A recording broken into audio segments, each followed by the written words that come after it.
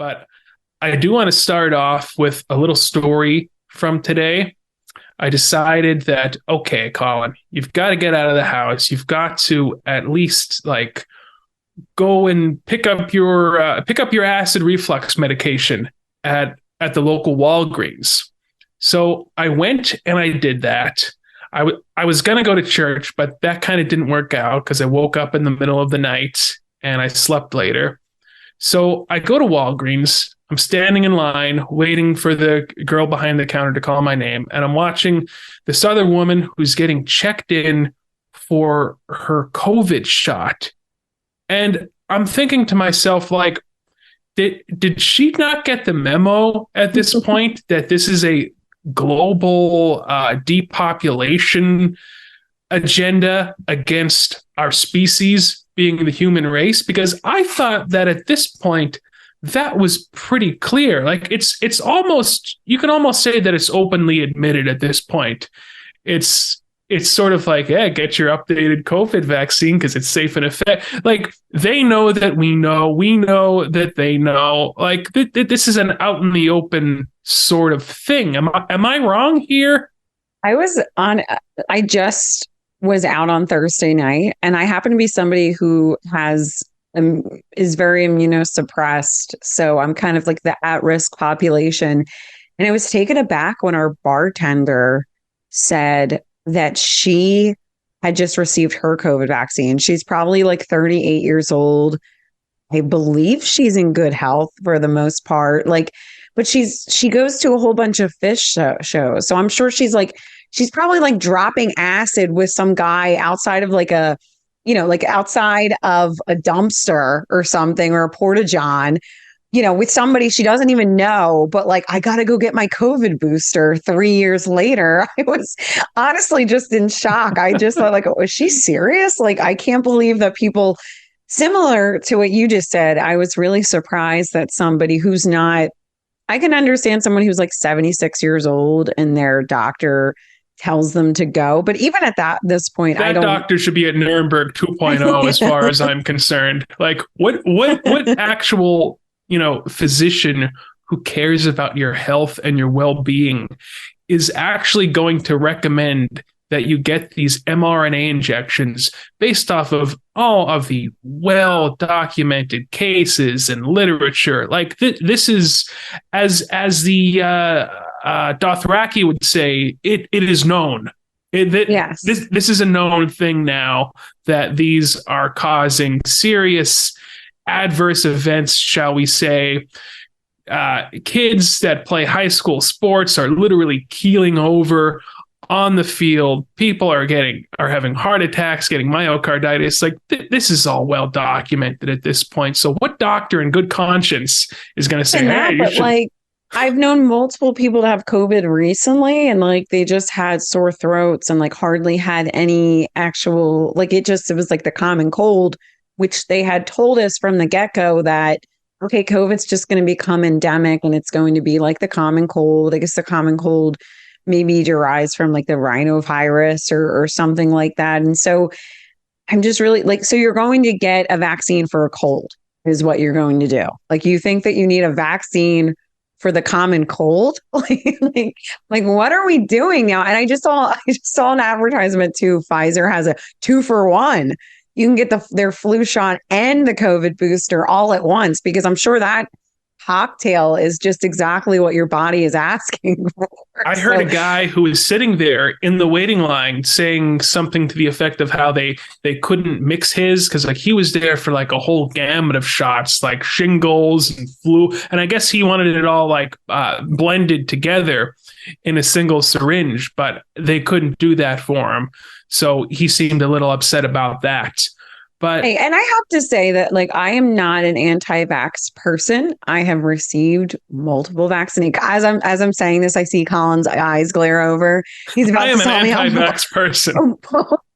How polio was eradicated before the vaccine. Is that you that told me that recently? That's well documented that polio. Is that really well documented that polio was pretty much I eradicate would it bet before. my house on it. If you actually go and look into it, polio, the only place it existed was in like very, very poor areas of like the Mississippi Delta. Like that was it. It was gone. But we've all been lied to by the establishment. Have been told since we were in grade school, like, oh yeah, the magical polio shot came and it wiped out polio. And like, I don't think there was one vaccine that like eradicated or wiped out anything. I really don't. I mean, I don't know what I'm talking about, by the way. I am just like Florida man here with the cat in my lap who, plays guitar and, is listening to Sergeant Pepper's. I don't know shit. Please consult your healthcare professional. Do not take medical advice from me. All I'm saying is I haven't seen any evidence that there's been any magical shot that wiped out anything. Yeah, I wanted to say that I always tell people there's like the Newton's laws of physics, and it's that every action has an equal and opposite reaction. So I have been someone who's undergone a lot of medical treatment. And what I've recognized is that you kind of move in one direction and your body and nature can kind of move in a different direction.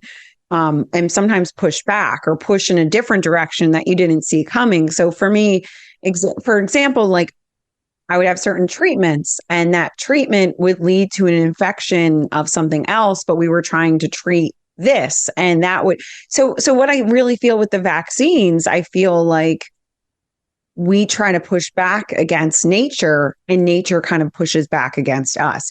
And there might be some repercussions to that. Like you look at antibiotics, for instance. I'm someone who's alive today because of the use of antibiotics. I'm not going to sit there and condemn antibiotics.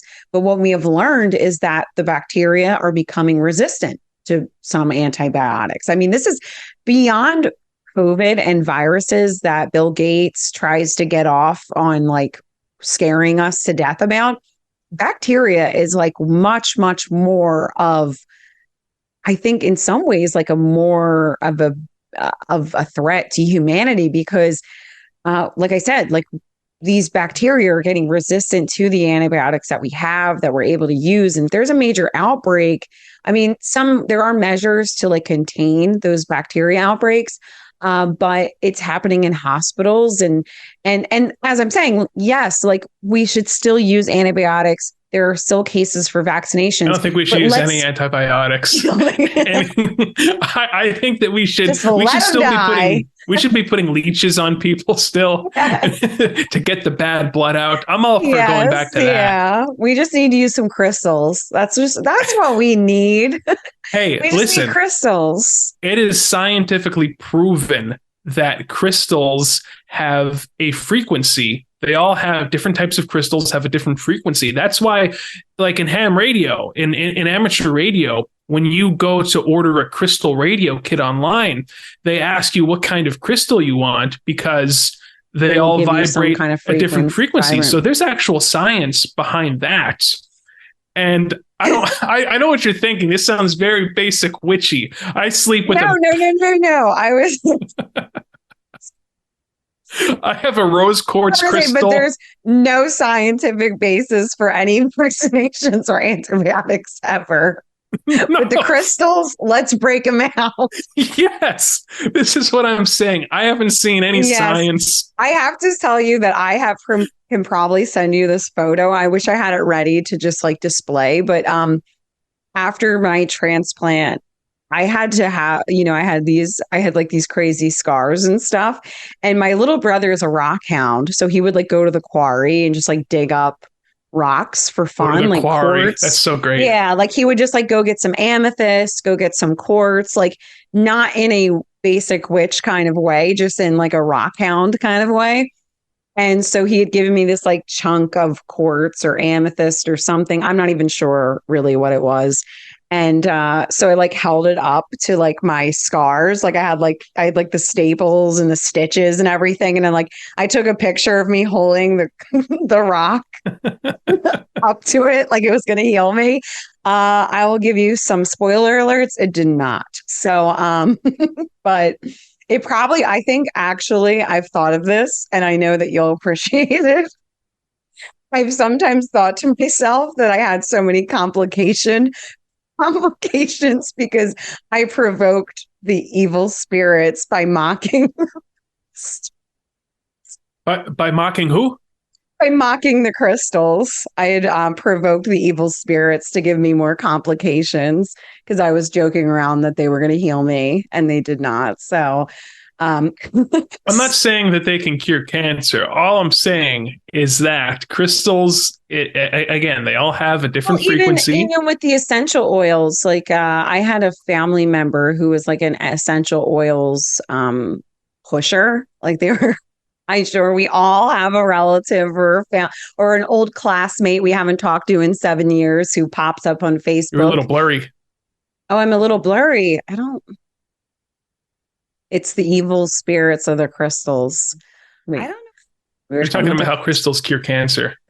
Oh, crystals. Oh, essential oil. So I'm sure we all have someone we know that just pops out of the blue to, tell us the joys and how essential oil is going to cure cancer. And if you just use lemongrass, you would suddenly be able to help their diamond star, line or whatever. What is that called? It's like the down line or the up line for I know what you're referring multi-level to. marketing. Yeah. It's like if I just become a triple crystal quartet in my essential oils, then I too can work from home. And like little do you know that you're spending like thousands of dollars to get nowhere. But regardless, peppermint oil for headaches, I highly recommend. So it's a shame that some of these items and some of these organic or I would say traditional medicines and traditional treatments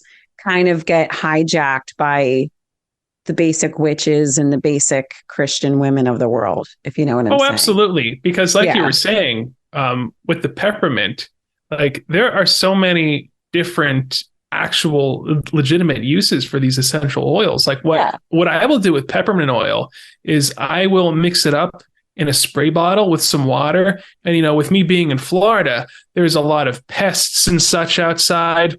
And I go outside and I spray the door frame with that peppermint oil and I spray around the windows and it helps to ward off the snakes and all the the evil spirits, the creepy crawlies that come out at night. And it really does work.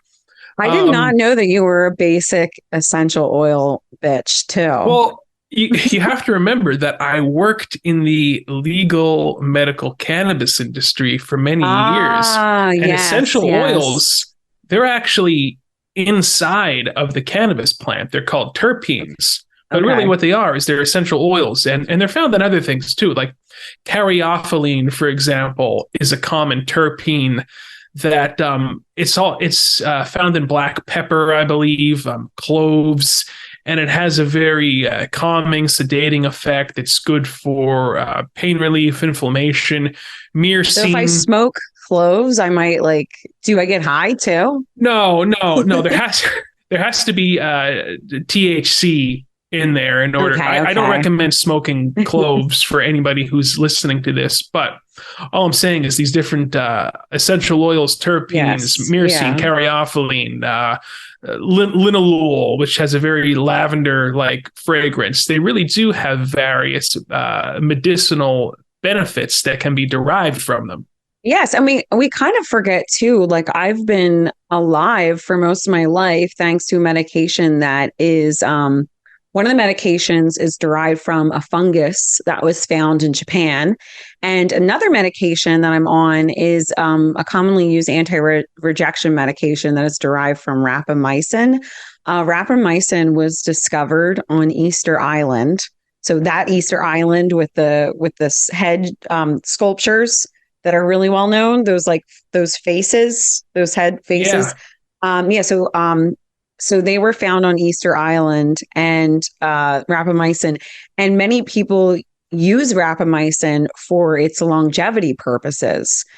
So like I said, there is some truth to it that we've kind of like the the medical industry, big pharma has kind of hijacked some of these and used them in appropriate and helpful and beneficial ways to people, but also kind of frowned upon these traditional medicines and these traditional uses, which in some ways is what they are doing in a sense. Like, and I think there's kind of like a disrespect that we've kind of come back to, that we realize that, oh, like my grandmother would always drink like hot toddies in her family when they got sick. I love a hot toddy. Yes. Yeah. It'll and I mean, cleanse you. when I had COVID, I would have some hot toddies. I would got some Jack Daniels and took some tea and some cloves and some lemon and honey and would drink that. I pretty much drank that, the entire elderberry syrup, some fresh elderberry syrup. You were drinking whiskey. Yeah.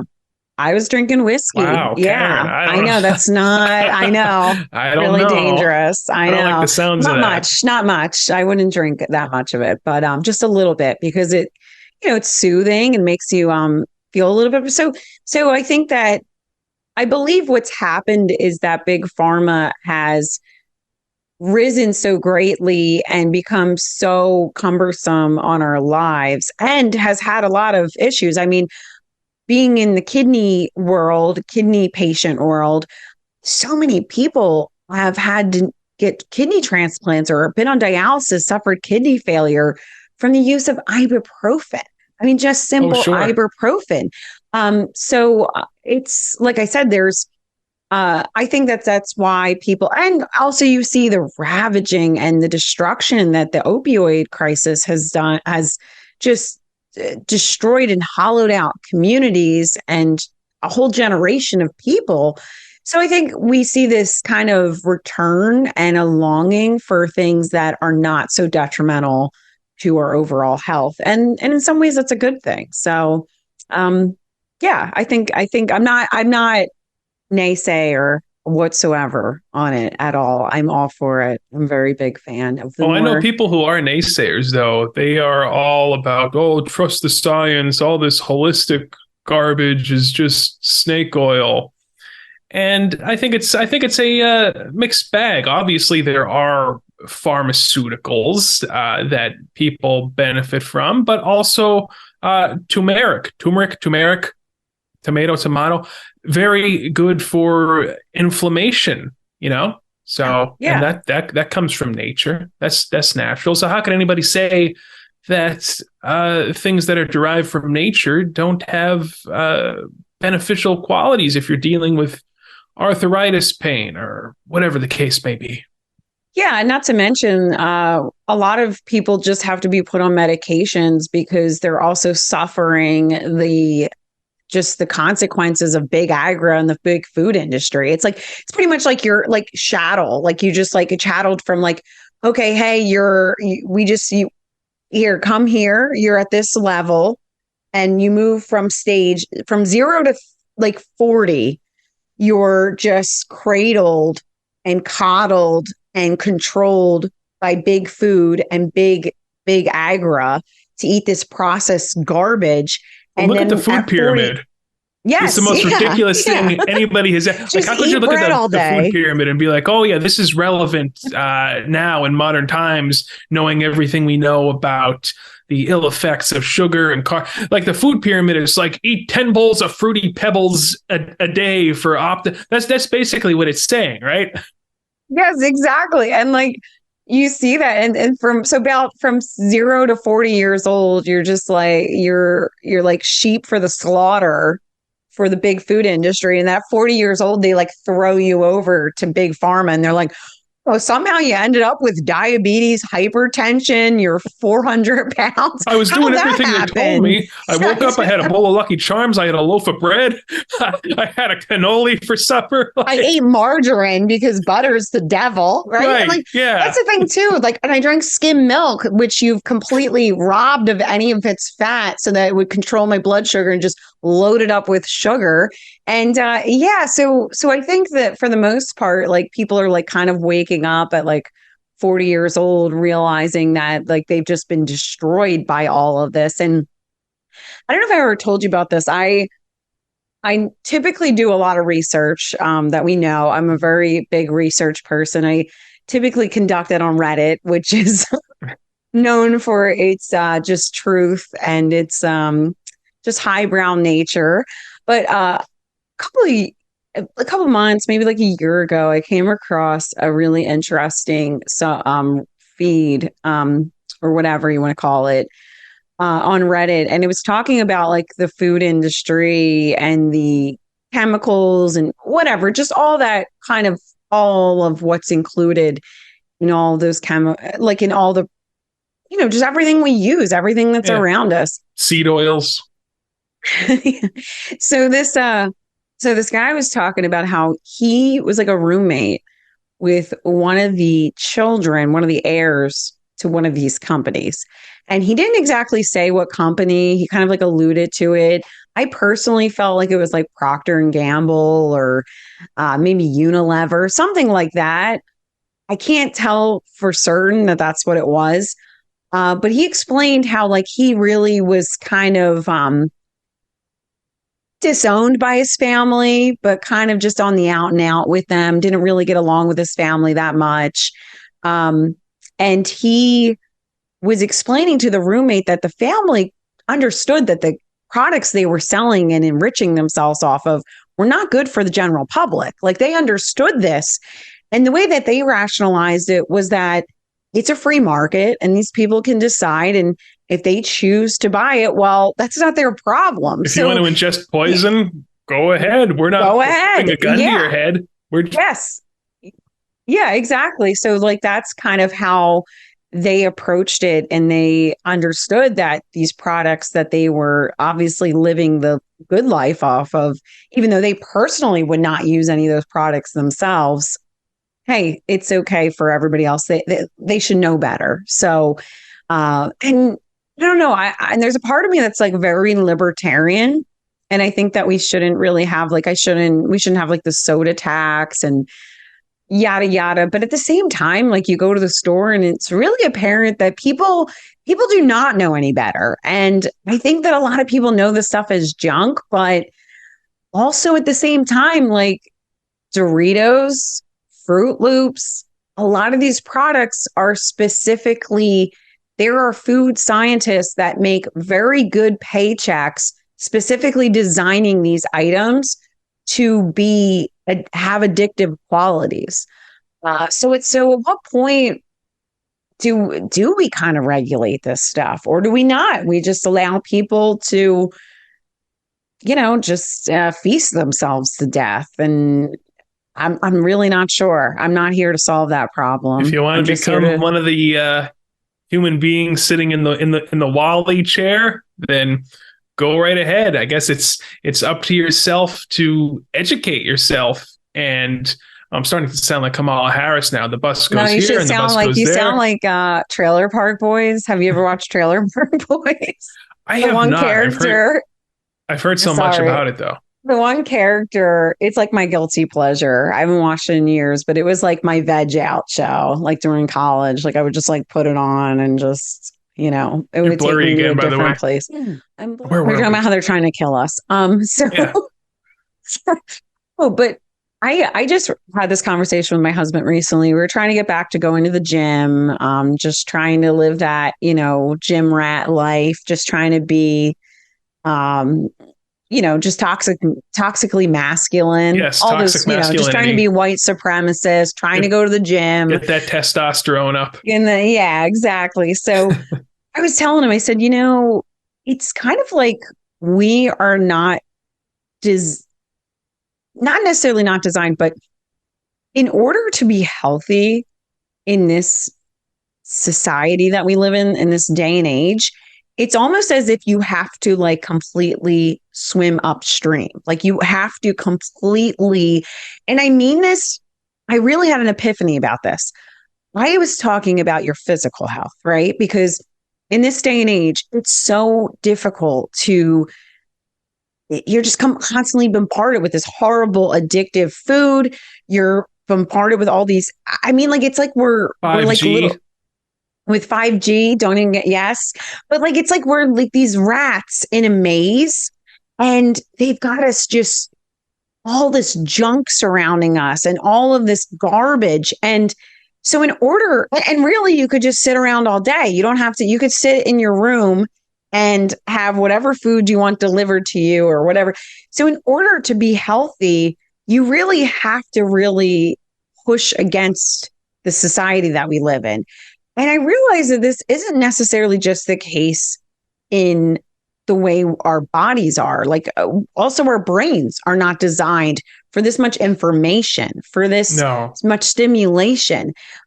So it's interesting. Like I said, but you think about like my husband and I were chopping wood, which we don't even physically chop. We have a wood splitter, but we were just stacking the wood. He was taking the big pieces, putting them on the splitter. I was taking smaller pieces and stacking them, right? That is a lot of work. Okay. Let me tell you, it is intense.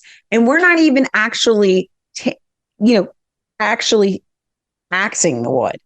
And that alone, just the stacking and the pulling and all of that takes so much labor and That's much energy. Rocky IV training. That's what he did to get in shape for his fight with Ivan Drago in the Soviet Union, if you remember. And it is intense. And if you think about it too, like we don't have to walk to go out. We don't have to really labor in the fields to feed ourselves. We don't have to walk anywhere to get our food or go to work or do anything. And so really our bodies were almost like not designed to live with this much comfort. And I think our minds were also not designed to live with this much comfort or this much stimulation also. So you really just have to, I don't even know if it's necessarily swimming up a stream, because I think we're all trying to swim up the stream. We're all striving so much, especially in this day and age, in this wonderful Biden economy.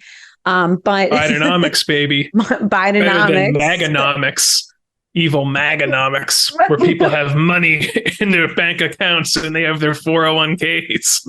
The evil white supremacist 401ks. Yes, the fascist 401ks, the fascist IRAs.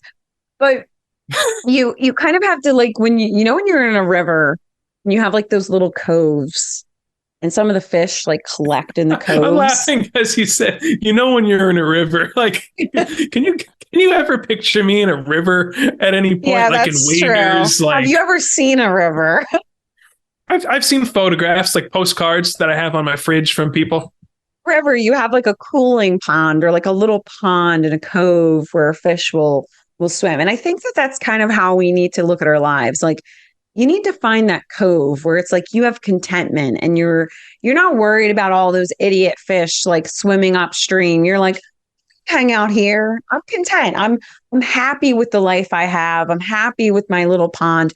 I don't need to be part of that race that all of you are swimming up to, because eventually you just get to the top and you end up dying after you spawn. So there's no point to get there, or you're killed by the fishermen. So you just find your own little pond and you worry about your little cove and your little What a healthy way to live that would be, if you could actually kind of block out all of the external BS and not worry what such and such is posting on Instagram, who you went to college with 10 years ago. Like, why am I concerned about your life? Like, why am I looking at your stupid Instagram stories and feeling envy? Like, oh, why aren't I why aren't I at Dave and Buster's? Right. Why?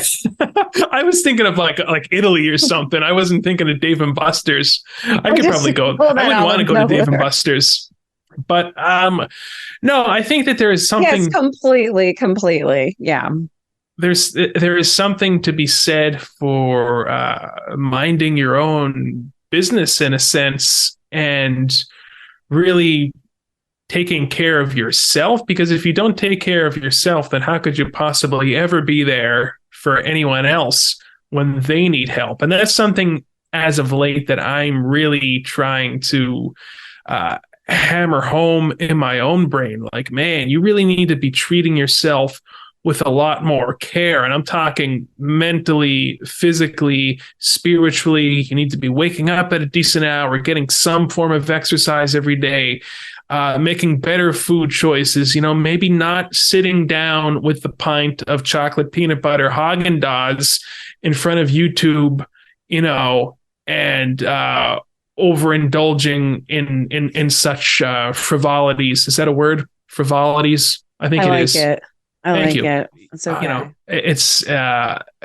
It's crucial to block out all the external BS and focus on your mental, physical, and spiritual well-being. Because again, you want to be an asset. You want to be valuable and helpful to those around you. So unless you're cleaning your room, like Dr. Jordan Peterson advises, you're not going to be able to help anybody else. And it's just going to be bad for everybody all around. And before you know it, society collapses and it's all your fault.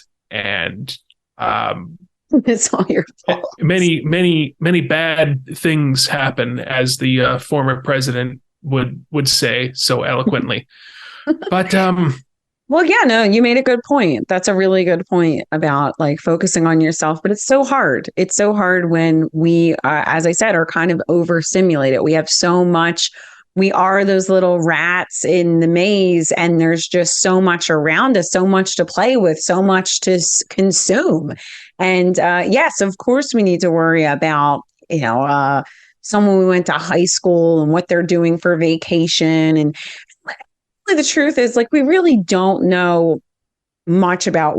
They always say that, and it's true. We don't really know what's going on in other people's lives. And I think I may have said this before, but I will say it again to you and to anybody who would care to listen. But there's a saying that like the grass is greener.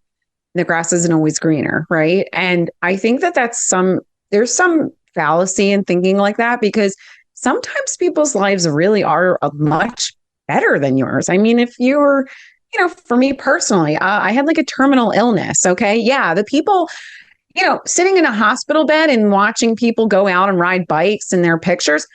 Guess what? The grass was greener for them. Okay. It wasn't like some fake life that they were living. Yeah, they were happier than I was. They had a better existence. I was really sick. So I think telling people. But you didn't have to work though. And to me, that's always what it boils down You're to. Like, stop being such a complainer. This person is going through chemo, but they're not punching in the morning. They don't have to be on that Zoom meeting for 5 hours.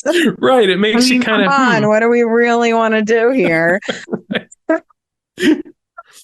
Like, just telling somebody that the grass isn't always greener is kind of silly, because sometimes you really are going through really, really difficult circumstances. But the truer statement is that the grass is green where you water it. If you are so preoccupied with what other people are doing and how good their lawn looks and how green their grass is or how perfectly manicured it is, meanwhile, your grass is turning brown and your grass is growing weeds and you're not paying attention to what your own life is. And I think that is actually the better takeaway from that statement for people that. And listen, I'm saying this as a person that has struggled with this. So I'm not saying it from a place of judgment or a place of authority or wisdom. I'm kind of saying it from a place of experience where. You're talking down to me. I know it. That's what this is all about. This is a Collin, lecture. Get your act together. Why are you not going to the gym and meeting Elizabeth Hurley lookalike? Come on. You're right. You're right. You're absolutely right. Because my that's grass, where she'd be.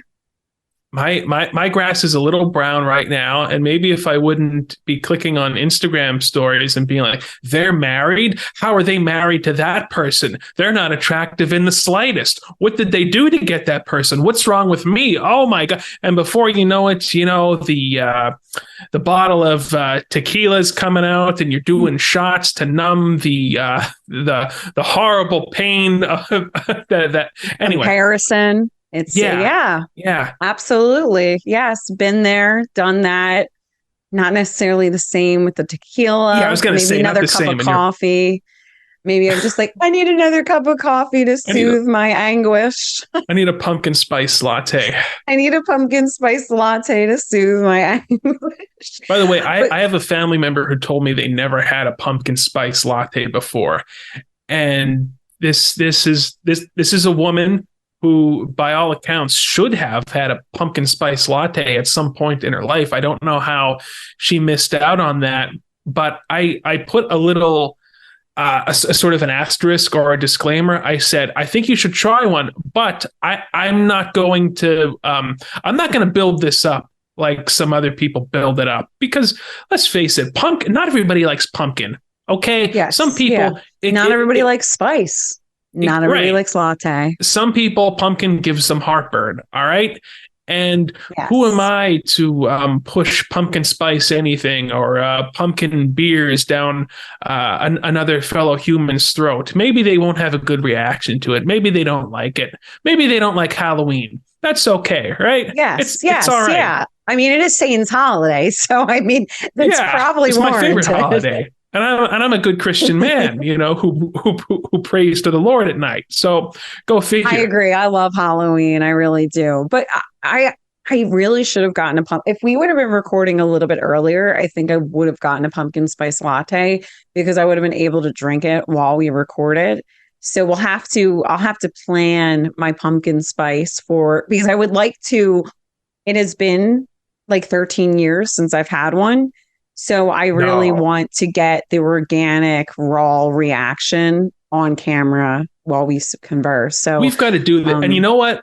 We should probably dress up in some sort of Halloween regalia. Yes, is that the word? Yes. Yeah, absolutely. One of my favorite memories, actually, college memories and simultaneously radio memory. Remember when you came down to do my college radio show? Yeah. It was on Halloween, I think. It was October 31st. That's pretty epic that we did that we pulled that off. Yes. And think, God, do I still have that recording somewhere? God, I hope I have that recording somewhere. I don't necessarily, I remember being in the studio. I can't necessarily remember anything that we played or. Oh, it was all my hard rock metal garbage that you probably didn't care for much. You're not allowed to pick anything. This is my show. This is how it's going to be run. well, yeah. I mean, I had a specific set. You're just there for the ride, No, but you dressed up as the Wicked Witch of the West from the Great Wizard of Oz, of course. Yes. And it was a good time. Those were simpler times, Those were simpler times. Yes, they were. Yes, pre-global depopulation campaign times. Well, I have to say, and I think that you just hit on something as we're having this existential conversation about those were simpler times. And I want to share something that I think a lot of people struggle with. And I want to maybe share some kind of wisdom that I'm professing to have. And you said about simpler times. And my mom sent me a photo about a year or two ago from right after I graduated college. And it was friends of mine at my friend's college graduation party. And I got the photo and I was doing the dishes. And I just thought to myself, that was a good time. Those were good times, but I wouldn't go back. I really wouldn't go back. I like my life. I'm content with what I know now. I'm content with where I am now. And I know you're just... Because I'm thinking, I have these same conversations with myself. Would I go back? And the only reason I wouldn't go back is because of the cat. Because I think to myself, well, I wouldn't have my cat. That's the only reason. It has nothing to do with, I'm so much wiser now. And I'm in such a better place. I was like, well, shit, I wouldn't have my cat, Shadow. I can't go back. That's the only reason. And I'm just being honest. I guess that's kind of sad. In a sense. I'm loving it. But as I heard you say, I could hear a tinge of nostalgia and I completely understand how people feel that way. And I do want to say I understand that people are in very difficult circumstances. And yes, I've been through now you have to understand when I'm saying that, I'm saying I would go back to a time before having a liver and a kidney transplant. Okay. So this is not just saying, I would go back to a time when I was on less medications. I would go back to a time where I was healthier, where I probably had a longer span of life ahead of me. So you have to understand, I'm not saying this from a place just of privilege where I'm saying that, well, my life's so great. I don't understand why you would want to go back. No, I'm saying this from someone who has gone through a lot of difficulties, but also understands that I've come to a place of acceptance where I realize I am getting older. Okay. So, like, we are all getting older. I think that a lot of us go through this, especially as we kind of turn 30 years old, get into our 30s. And you start to see those wrinkles coming, and you start to battle against it. I know so many of my peers who've gotten Botox and only at 29, 30 years old, something like that. And I realized that you have to accept the passing of time. You have to accept it.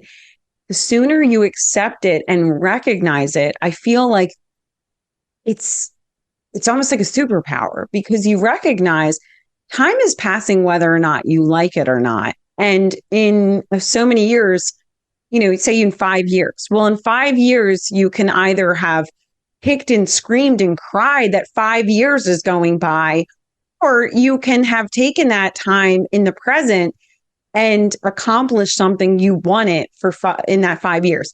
I have to say, That's I'm not like part. a freak. Yes, that is the hardest part. The hardest part is that we live in the present, and the present is really all that matters. The past is something that we learn from. The future is something that we hope for, but the present is where it actually all where it's all happening, where all of our decisions are going to compound to the future. And like I said, I'm so not put together as much as like I might sound right now. Like, I'm not like You're the Miss Gold Queen. Put together person I know. I mean, I don't know about that, but like I said, I think that that's just something.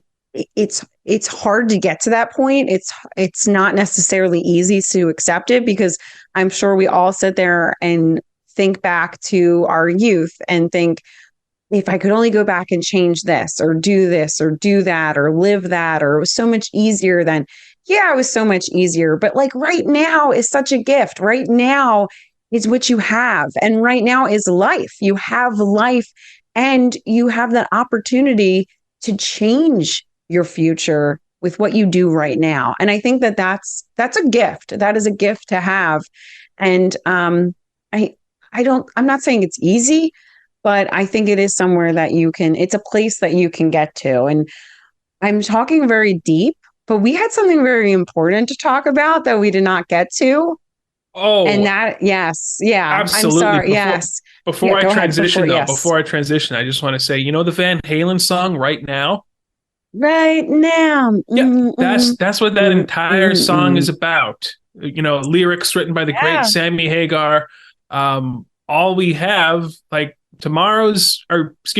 yesterday's history. It's meaningless. There's absolutely nothing we can do about it, no matter how long I stand in the shower with the water beating down upon me, cringing, thinking about shit that happened in grade school.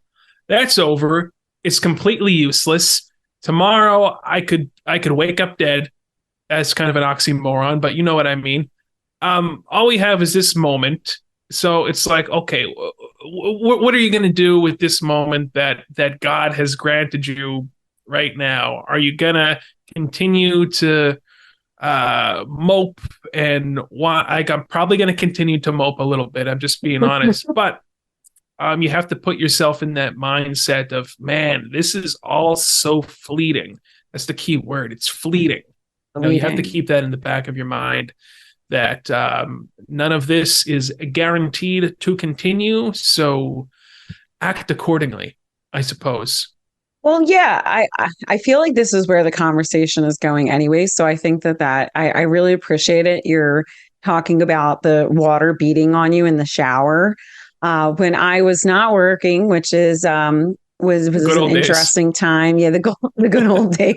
That is a time I might return to. I might go back to that. Any time where there's no work just seems like you'll have a tube sticking out of your bile duct, but you don't have to go to work. So right. I'll take. Hey, don't even go to work. We don't go to work. So we're still like, how do we get out of this? I don't even want to show up on a screen though. I don't I don't want a phone call. I don't want an email. I don't want a time commitment. I want to vibe. That's kind of actually what you've seen The Big Lebowski, right? That was like me for 2 years. I was like, I just abide. Like that was for 2 years. You're just in the abided with the White Russian beverage, just kind of, do a little bowling on the side, abiding. Maybe the occasional acid flashback. Yeah, it was good times. But you were talking about, I remember taking like very long showers at that time. And you had mentioned about history and like reflecting on like stuff that had happened when you were in like grade school. And I do remember that was like a big, and I will say that this is probably a collective experience because we all went through COVID, where our lives were just, everything just shut down. And I feel like pre-COVID, pre my transplant, because that took place like at the same time, like the shutdowns were like right around when I had my transplant. Before that, like life was just like moving, like the time was just going. And I felt like I was always just trying to keep up and just work. I was working so much and I was so focused on work, and it was just like a lot of pressure and just constant. Gotta get those Federal Reserve digits on the screen. Yeah, it was. Yeah. I mean, my husband and I, we went on our honeymoon, and for like a year and a half, we didn't even go on vacation. We just worked. And it was a real grind at that time. And, so suddenly like the whole world stops. And for me personally, like the world really, really, really, like time completely stopped. And I remember thinking, just having all this time where I would just contemplate on the past until I'm into like a really unhealthy amount of my brain capacity. Sounds like a day in the life for me. Yeah.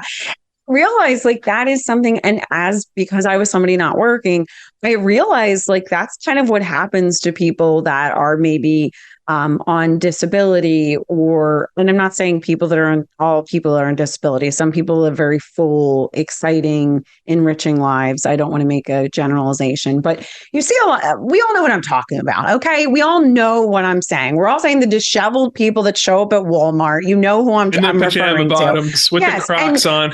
Who's posting on Facebook memories from like 20 years ago and like writing all of their issues on Facebook and sound like they're on the brink of insanity. So that's one thing I'll say about myself. You're privy to a lot of background stuff, that that goes on with me.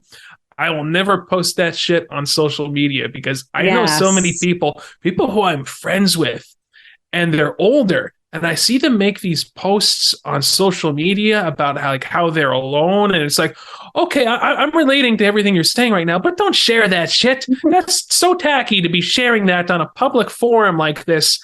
Like, and I honestly feel like, number one, it's very cringy, but number two, it's not helping. It's not helping you get to the desired outcome. It's actually doing the opposite. It makes people feel it's very unattractive to sit there and kind of broadcast how lonely you are. Right. And then people start to wonder, like, well, maybe that's more. Yeah. There's nothing to lose there. She'll listen. Right. Yeah. You're like, she'll just tell me to go on Bumble or something. Exactly. Go to Lowe's. Yeah, go to Lowe's. That's what Karen told me yesterday. She said, why don't you go to Lowe's and look at the Halloween inflatables? Now, I didn't do that. I probably should have taken that. Was that bad advice? I kind of felt like maybe it wasn't. No, I think it was good advice, actually. I think it was good advice. It cheers me up. It just because you shouldn't even take anything I have to say that seriously anyway when I, tell you these things. So, but Anyhow, yeah, no, these people posting on Facebook about all the things that are going wrong in their world. It's like shit. I get it, but this is a bad look. It's a bad look for you. It's a bad look for everybody. Don't do Yes. it. Yes. And as you were saying, but I feel like we all had a lot of time during COVID, and at that point, and maybe other people for different parts of their lives, where yeah, you have so much time to contemplate on the past and bring up all these things, and like you said, like I feel bad about something I said or did when I was 17 years old, and I kind of started to realize, like, wait, why are you so worried about?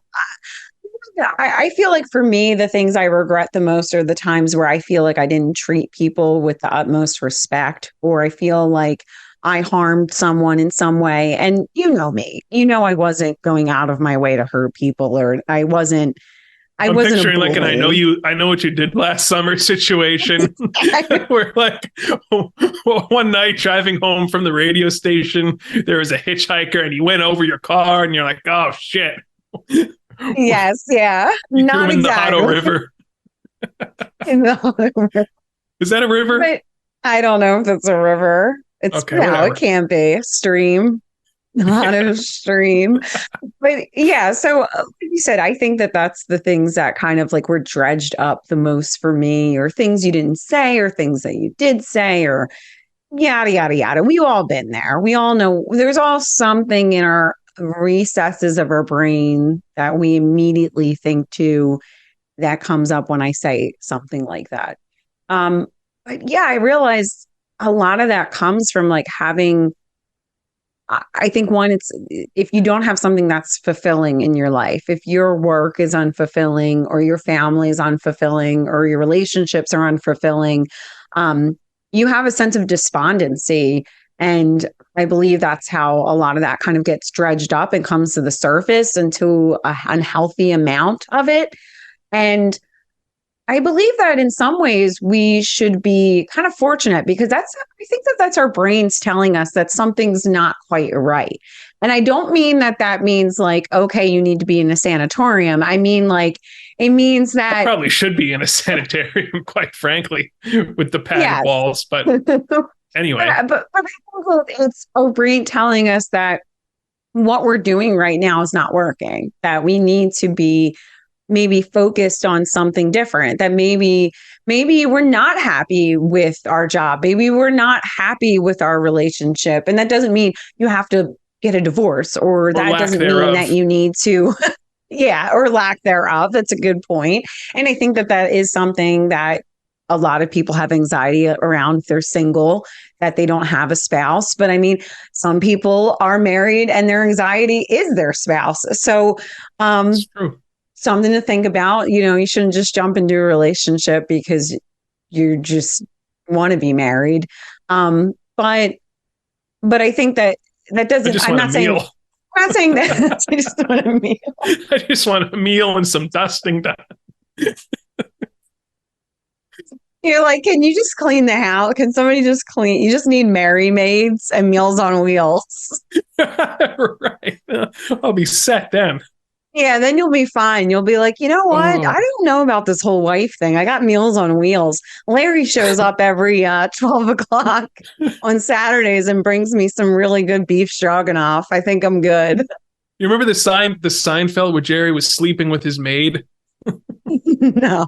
You don't remember that one? Go back and watch that one. Okay. That's kind of the setup I'm looking for. But Okay. uh we Just so great to say anybody that listening is like, wow, what a catch. I know, right? Like I who get to wouldn't? be his maid, chef. Now the disclaimer: this is a partial comedy podcast where Yes. certain things are exaggerated, played up for comedic effect. So I also want to throw that out there as well. But Yes. speaking of comedy, speaking of some uh, interesting goings on here, I know that we're perhaps a little late to the party. I think this happened last weekend. or the weekend before. But we have got to talk about Congresswoman Lauren Boebert. Now this looks like a fun girl to go out on a date with. Am I wrong? Because okay, so she takes her date, or her date takes her, whoever this guy is. They go to the Beetlejuice musical. Family musical. Yeah, the Beetlejuice family musical. Although, let me tell you, I looked at the security I can't footage. even drink the water. I looked at the security footage. It looked like mostly elderly surrounding them. I didn't see one child there that was surrounding them. In Lauren's defense, no children were present. Yeah, and in her defense, because what happened here? Like, okay, number one, the first news story was that she got kicked out because she was vaping. Listen, who among us hasn't been sitting in the back of a movie theater somewhere and thought, man, I kind of just want to hit my vape right now. Now, the good thing, you should probably go to the bathroom to do that. That's an old trick of the cannabis trade where, I'll be right back. I got to use the bathroom, Yeah. And then you're in the bathroom with your vape and you're trying to wave the vapor out. Smoke detector, yeah. Right. That's an old cannabis industry thing. But okay, she probably shouldn't have been openly vaping in the theater. Now, the thing that I think was no big deal, personally, is that she was her and her date were getting a little bit handsy with each other, so to speak. Now, what happened here?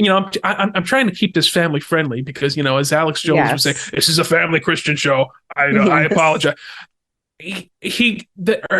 Her date grabbed a handful of memories at one point, and she decided that she was going to reciprocate. And there was some handsiness going on there. And I'm thinking, like, okay, well, this is part of the fun of dating. Like, I would, It's like, where do I sign up for this? Right. I would go Where out. do I get a date with this 36-year-old grandmother? Right. Yeah, she is a grandmother at age 36. I have said about her before, if you were in a bar, sitting in a bar in like Palmerton, Lehighton, and she walked in, I mean, she would be an 8 or a 9 within that context of like a sort of this isn't a Miami 10, but yes, a Cole region 8 or a 9, definitely. Yeah, a definite Cole region 8 or a 9. And now the left is trying to use this as sort of like a gotcha thing, like, oh, you are preaching about all these family values and this and that, and you're getting felt up at the Beetlejuice musical, which is for 10-year-olds. But I mean, listen, it was a date. They were asked to leave. They did leave. She did have a very scantily clad dress on. It was showing there was major cleavage going on there with the dress. I thought she looked good. I didn't think that to me the worst part was the public vaping, because you shouldn't do that in public. But the handsiness on the date, no, it was dark in the theater. It was all old people surrounding them. What's the big deal here? What are your thoughts on this, Karen, as a good Christian woman? Number one, woman? I should say to everybody, just keep in mind that those cameras are pretty good in those theaters. Okay. So we all have to kind of be on alert the next time you're at a theater. If you're thinking about, even touching yourself, you might want to just remember. like Pee Wee Herman, God rest his soul. Those cameras have like HD, they're like HD cameras in there. So no cameras at the Pentagon, concern. By the way. I just want to throw that out there. There's not a single camera in the heart. Like zoom in on Lauren Boebert getting fondled in the right. We got cameras for that, but I'll be damned if there's a camera that can catch a Boeing 757 slamming into the Pentagon. Anyway. But that was a good point. Very good point. So at first when I saw this, I just thought it was more her like fighting with the staff that was of concern to me. And obviously more details came out as the week progressed. Lauren has since apologized. She said she messed up. And at first I thought to myself, so God, this is so trashy. There's just so much lack of decorum. But then I thought about it for a moment, right? And recently I saw a statistic about how, and I'm sorry, I apologize that I cannot repeat the number right now off the top of my head, about the number of lawyers that are in Congress. But it's about like 80%, somewhere around 80% of Congress. So a lot of Congress happens to be octogenarians who sometimes have seizures, sometimes freeze up, as they'll say. They claim they're not seizures, don't know where they are. Presidents that That's walk like the into number one meme, by the way. flagpoles. Mitch McConnell Yes, yeah, with the exactly. Donkey Kong music playing in the With the background. I Donkey- think that's where it's from, where he's just frozen. So sad. But so I thought about it, and I thought, do octogenarian lawyers that are practical somehow millionaires, do they really represent the United States? Or does a 36-year-old high school dropout grandmother, divorced, hanging out with the guy who owns a bar, just enjoying a Friday night, getting her boobs scratched, does that represent the population of America better? Yes. I dare say yes. I dare say yes. So that's kind of how I felt. At first, I reviled at the just lack of decorum that is taking place in the United States. But I mean, is that really any different than the population from a local movie theater? I don't believe so. So that's kind of where I'm at with it. At first, I was very judgmental, but then I took a step back. I gave some kind of just perspective to this and thought, oh, you know what? Lauren deserves a place too in Congress. So there is no reason. I mean, Ocasio-Cortez was a bartender. So, I mean, are we going to go dig up some of the things she's done also? So you're telling me the AOC hasn't had one night stands with bar patrons? I'm sure that was going on. Yes, come on, college town, Boston. I do like that. She, I guess, a couple months ago said to about like Target or something, or the North Face. They had like some kind of campaign. And she said, "What is they think? Why don't they understand that this country is a bunch of degenerates?" Whatever. So I'm like, no, Lauren, this country is a bunch of degenerates, and you're one of them. So, buckle up. The empire is about to run off a 400-foot cliff, and you're one of the drivers. So that's pretty much where things are, people. But so I don't know. At first, I was very judgmental of Lauren, but I've come around and have accepted that's kind of where we are, and that's all right. That's all right. And let's not be prudes here. Like, I'm not saying that I would do that on a date, but people do that kind of shit out on dates, when they're with each other in darkened theaters and such. Like, I'm sure that has happened like several times just today in a movie theater somewhere where somebody got their breasts felt up on a date. Yes. You know what I mean? And also, can we talk about like where the heck in Colorado is Lauren Boebert from? Because number one, I think she's born in Florida. I did some research and that pretty much checks out. That pretty much checks out that she was born in Florida. But I was really curious let me pull this out because I have her Wikipedia open. This is important. So I want to be right. Oh, yeah. Altamont Springs, Florida, of course. Okay. I can't believe she's only, I mean, really, like when I think about it, she's only 3 years older than me, 3 or 4 years older than me. And she's accomplished so much more with her life. Like she's already a grandmother. I'm not even a mother. She's been fondled in a movie theater on camera. Yeah. Were you... Is there HD footage of you being fondled in a movie theater? Yeah, I mean, like, what the heck? Like, can we stop judging this lady? She sounds like a lot of fun. And actually, I can see her signature. And she's really nice handwriting, too. So, I mean, yes, she just got divorced. Yes, she apparently cheated on her husband and stole this man a couple years back at a restaurant she owned. But, like, who hasn't in this country? I would hang out with her. I think that she would be fun to go to, like, the Texas Roadhouse, that establishment. Yes, yeah. The peanuts on the ground. Type of girl you take to the Texas Roadhouse and you have like a nice, maybe like a Sam Adams Oktoberfest on draft, and you get a steak. Yeah.